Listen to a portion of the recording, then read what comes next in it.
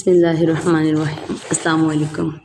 آج ہم بات کریں گے میجر کمپلیکیشن یعنی کہ بڑی پیچیدگیاں، disorders which require immediate action, یعنی کہ حمل کے دوران وہ پیچیدگیاں جن پر فوری طور پر عمل کیا جا سکے۔ میں ہم آج سب سے پہلے بات کریں گے ایکٹوپک پریگنینسی پہ۔ ایکٹوپک پریگنینسی، اگر فرٹیلائزڈ اووم بچے دانی سے باہر ہی اپنی جگہ بنانے کے لیے لگ جاتا ہے تو اس حالت کو ایکٹوپک پریگنینسی کہتے ہیں۔ زیادہ تر یہ فلوپین ٹیوب میں ایکٹوپک پریگنینسی ہوتی ہے۔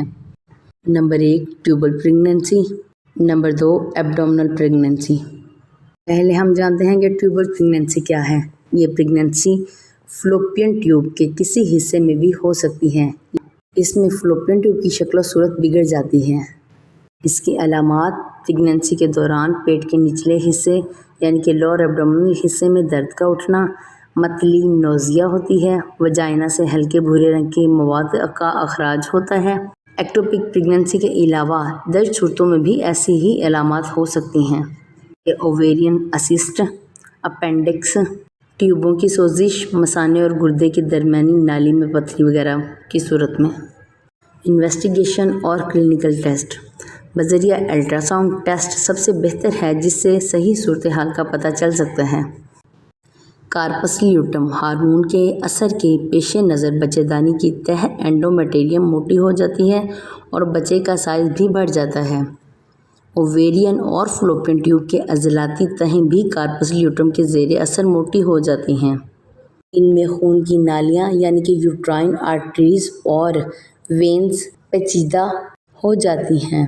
فرٹیلائزیشن کے بعد ٹروفوبلاسٹ کا سائز بڑھتا ہے اور وہ فلوپین ٹیوب کے عضلات میں گھستا چلا جاتا ہے، جس سے فلوپین ٹیوب کی تہہ باریک اور کمزور ہوتی چلی جاتی ہے اور آخر کار پھٹ جاتی ہے، جس سے فوری شدید اور مہلک سیویئر بلیڈنگ ہوتی ہے۔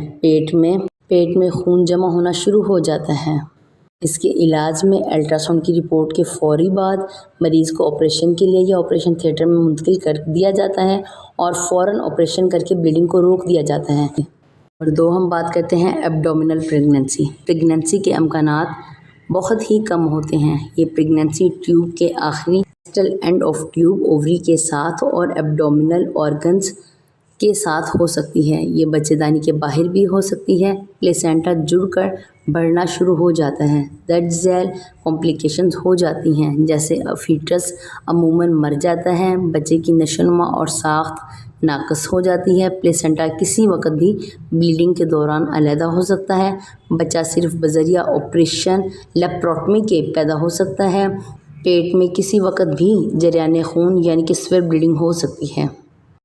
نمبر 3 ہم بات کرتے ہیں سیویئر وجائنل بلیڈنگ پہ۔ اگر حمل کے دوران فرج میں شدید وجائنل بلیڈنگ شروع ہو جائے تو یہ فیٹس اور حاملہ کے لیے بہت زیادہ خطرناک ہو سکتا ہے۔ زیادہ خون بہہ جانے سے حاملہ شوک میں بھی جا سکتی ہے۔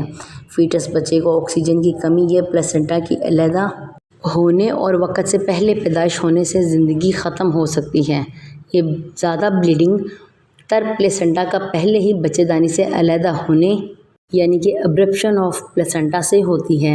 حاملہ کا زیادہ شوک میں رہنے اور زیادہ دیر تک بلڈ پریشر کم ہونے سے دماغ، گردوں پر بھی بہت زیادہ اثرات پڑتے ہیں۔